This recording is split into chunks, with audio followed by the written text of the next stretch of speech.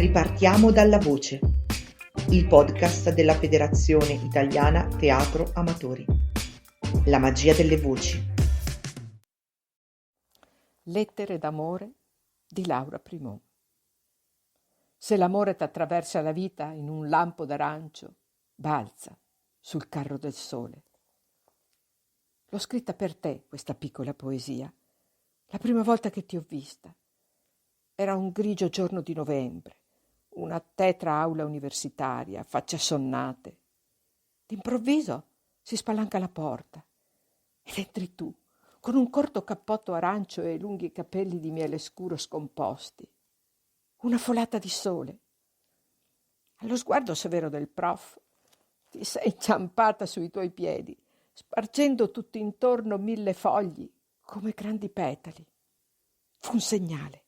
Mi sono lanciato in tuo aiuto.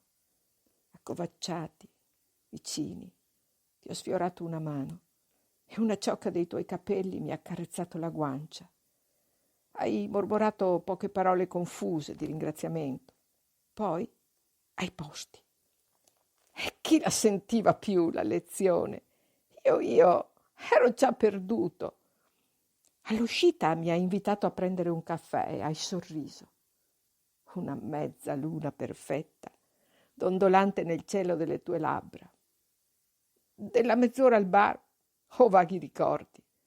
Devo esserti sembrato uno stupido, in grado solo di fare cenni con la testa e di emettere rare parole gutturali.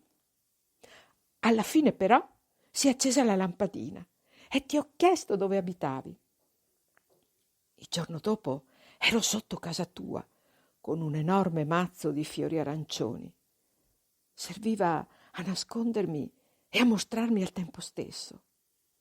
Hai attraversato la strada di corsa senza guardare. Il mio cuore ha perso un battito, ma eri già lì, con il volto affondato tra i fiori. E poi, rapido, inaspettato, un bacio.